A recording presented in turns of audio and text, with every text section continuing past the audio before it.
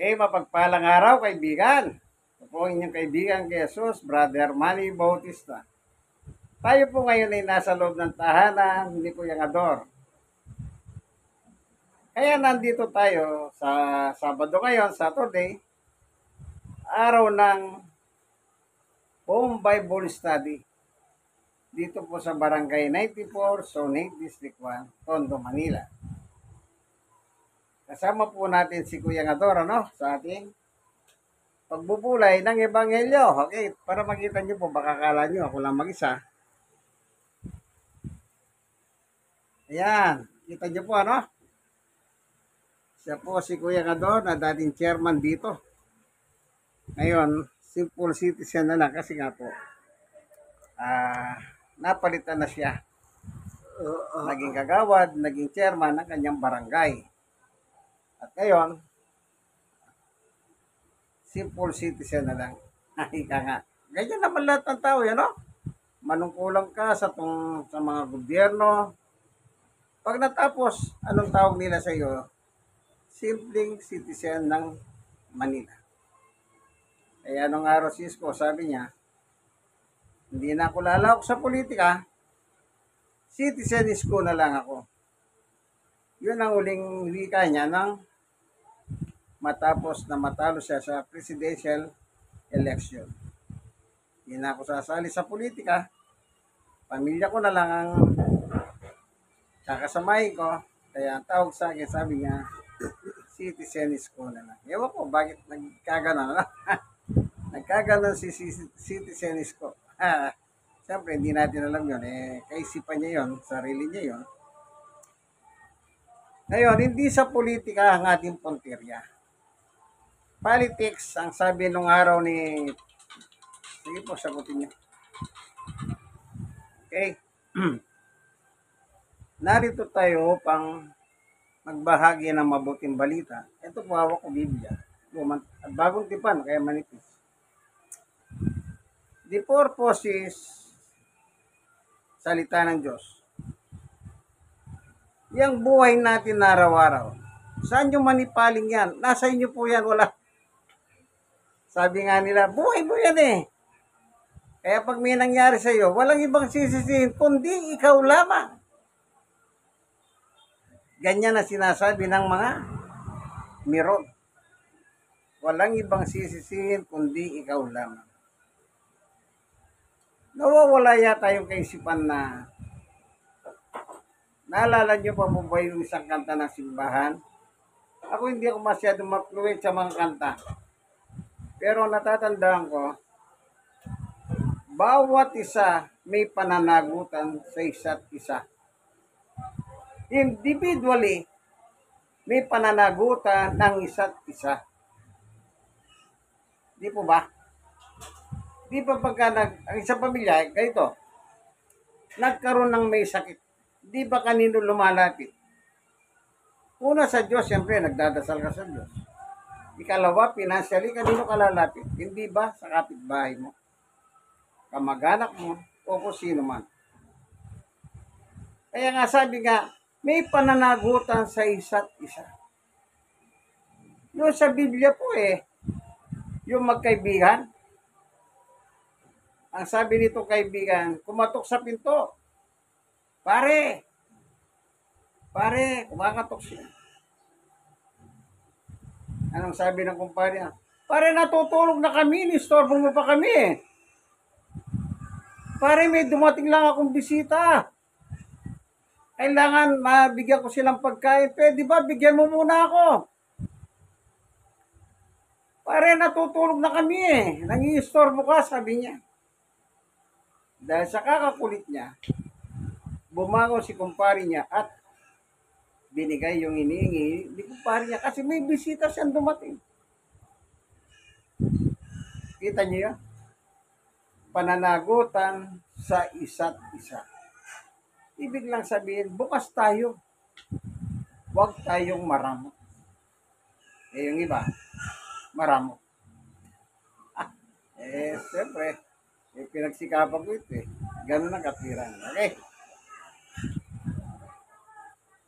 Ano man, saan mo manipaling ang buhay mo, kaibigan? Nasa iyo yan.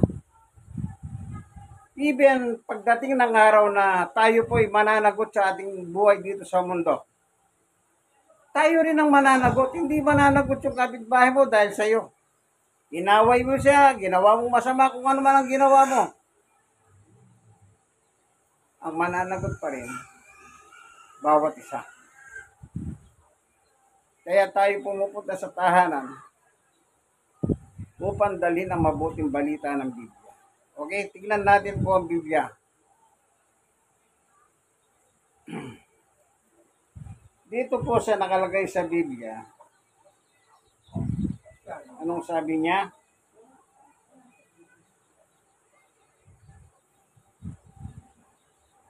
Dito sa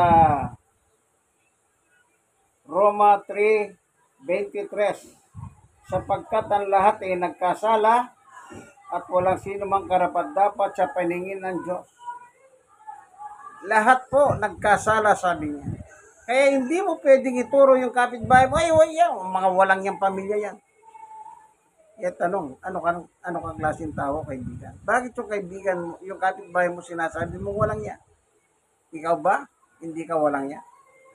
Kasi kung nababato mo yung salitang ganon, dapat tignan mo yung sarili mo kung walang iya ka. Tama ba? Kaya may nag-aaway. Sabi nung nag-aaway, parang babae. Palibasa, magnanakaw kayo. Nasagot ng babae, ikaw, di ka ba magnanakaw? Kaya sabi ng Biblia, lahat, walang taong walang kasalanan, kaibigan. Sinabi ni Pablo, lahat. Ibig sabihin, maging si Pablo man ay apostol ni Jesus, ako man ay kasali sa mga magkasalanan. At kung titignan natin ang history ni Pablo, mas malupit si Pablo. Ngayon, may pumapatay ng tao. Kita niyo yung sabungan? Balita sa sabong. Ilan yung pinapakawalan na pera na binabanggit ngayon? Milyon, hindi po pesos. Pag mataas kang posisyon, milyon. Para lang ipikit mo ang mata mo sa katotohanan. Kaya nga sa justice system natin, yung nakita nyo ba yung babae na hindi ba nakapiring? Kaya tuloy, sabi nila, kaya nakapiring niya, kaya tuloy hindi niya nakikita yung katotohanan. Kaya kung yung mali, nakikita tama pa. Tuloy, yung gumawa ng rebulto na yan na may piring, siya pa ngayon na napipintasan. Actually, kaya nakapiring yun, wala siyang kinikilala, wala siyang tinitignan. Pero ngayon, nangyayari, iba na. Okay. Ayan. Kaya sabi ng Biblia, lahat. At salamat sa Diyos, meron nang kumakanta. At yung kinanta niya, mukhang may katotohanan. May nahukay ng mga sako na may buto ng tao. Ibig sabihin, yung sinabi ng whistleblower at saka yung nakuha ng mga divers, magkatugmang. So kung isa ka sa mga biktima ng sabong, yung namatayan, parang nakakahaninag ka ng liwanag ng hustisya. Kanya na mahaba pa yun Sabi nga, maging sa basketball man, di ba? Pag sinabing last 2 minutes, sometimes pag sinabi ng last 2 minutes, parang nagbabago ang energy ng mga player. Yung natatalo, para siya lumalakas. Sometimes yung mga matatalo na lang, in the end, sila pa yung nananalo. Sa basketball yun, yung last 2 minutes kung tawagin. Maging sa justice system po natin sa Pilipinas, ewan ko po bakit ganon ang nangyayari sa atin sa Pilipinas. Masyado na tayong nahuli sa justice system. Ano? So sabi nga ni Pablo, lahat tayo nagkasala. Ngayon, kung lahat ay nagkasala, saan tayo patungo, kaibigan? Isa lang. Hindi sa Taal Lake.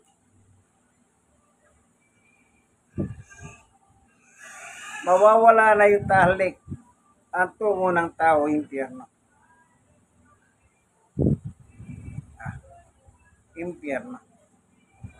Kasi ang bayad ng kasalanan, pa-impyerno. Kasi si Satanas, na pundador ng kasalanan, itatapon ni Yesus sa impyerno. At kasama yung kanyang mga hangel na kasama niyang nagrebelde sa Diyos sa kalangitan. At yung mga taong mapapahimpyerno. Pero napakaganda ng plano ng Diyos sa ating kaibigan. Kung meron man tayo na napapanood na magandang balita sa national news o ano man yung news yan, sometimes yung magandang balita na yun, artificial lang po eh. Eh bakit? Pansamantalang di ba baba ng gasolina. Di ba masaya tayo? Bababa na 50. Panandalian kang hingiti. Kinabukasan, para ka naman pangasim ang mukha. Eh bakit? Tataas naman ng piso ang gasolina. Na kapag tumaas, lahat ng bilihin tataas. Yang magandang balita, temporary lang yan. Pasamantalang napapasaya ka. Pero, ang mabuting balita ng Biblia, eternal. Tingnan natin ang sinasabi ni Apostol Pedro. Bakit ko po nasabing eternal? Siya po mismo may sabi eh. Hindi ako, babasahin nga natin eh. Unang Pedro 1:25. Ito babasahin po natin. Unang Pedro 1:25. Ngunit ang salita ng Panginoon ay namamalagi kailanman. Nohen, magpakailanman. Ibig sabihin, walang katapusan po. Eh, salita ng Diyos yun eh. At ito, ang mabuting balitang ipinangangaral sa inyo. Tingnan natin si Juan. Ano naman ang sinasabi ni Juan? Sa unang 1, chapter 2, verse 17. Mapaparamang sanlibutan at lahat ng kinahumalingan ito. Ngunit, ang sumusunod sa kalooban ng Diyos ay mabubuhay magpakailanman. Lahat mapaparang. Pero merong mananatili. Salita ng Diyos. Dahil salita ng Diyos, pag sinunod mo yon, ano sabi ni Juan? Ang sumusunod sa kalooban ng Diyos ay mabubuhay magpakailanman. Eternal. Diyos eternal, ang salita eternal, ang sumunod sa kanya salita eternal. Mamamalagi ka, kaibigan, kung susunod ka sa kalooban ng Diyos. Naalala niyo yung tinuro ni Jesus? Ama namin, nasa langit ka. Sambahin ang ngalan mo. Dumating nawa ang iyong kaharian dito sa lupa. Maghari ka nawa sa lupa hanggang sa langit. Sundin ang kalooban mo dito sa lupa hanggang sa langit. Kaya kapag dito pa lang, kaibigan, wasa nakapakinig ka, narinig mo na ang mananatili lamang mga tao ay yung sumusunod sa kalooban ng Diyos. Kaibigan, huwag ka nang magdalawang isip pa. Huwag ka nang magpatumpik-tumpik pa. Huwag ka nang magpahagoy-hagoy pa. Accept it. I-surrender mo buhay mo sa Panginoon sa pamagitan ni Jesus, kaibigan. Alam nyo, anin mo yung kayamanan. Sabi nga ni Juan, mapaparam ang mundong yan. Saan mo lalagay sa mundong ito ang pera mo? Yung kayamanan mo. Lahat. Saan? Ang masakit, pag namatay ka, magpapatayan ng pamilya mo dahil sa kayamanang iniwan mo. Kaya yung pera po, nakita niyo yung sulat sa pera, nang hindi pa presidente si Pinoy, ang nakalagay sa pera, ang salaping ito ay bayarin sa lahat ng yan. Siyempre, kung bibili ka, utang ka, pambayad. Yun ang nakalagay. Pero ngayon, iba na. Pinagpala ang bansa na ang kanyang Panginoon ay ang kanyang Panginoon, ay ang Diyos. Yun ang nakalagay ngayon sa pera. Magbuhat nung maupo si Pinoy sa presidente sa Malacanang. Kita nyo po. Kita nyo ba yung dollar? Ano nakalagay sa dollar? Trust in God. Kahit $1 lang ha. Kumbaga sa pera natin, piso lang yun. 1 peso. Ano nakalagay? Trust in God. Kita nyo? Ang Amerika. Maunlad na bansa.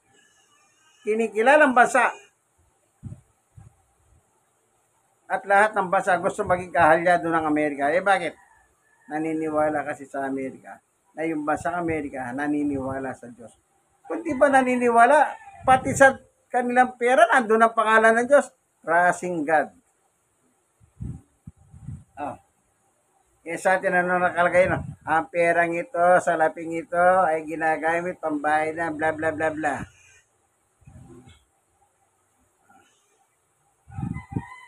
Saan daw pambayad? Bisyo. Waiting Lord. Diba? Kaya sinabi ng witness, milyon. Depende sa ranggo mo. Para ipikit mo ang mata mo sa katotohanan. Takpan mo ang tenga mo para hindi mo marinig ang magbingi-bingihan ka. Bakit? Kalanting ng pera. Ang kanta, bawat isa may pananagutan sa isa't isa. Kung susundin mo yung kanta na yon, pag malasakitan mo ang kapwa mo,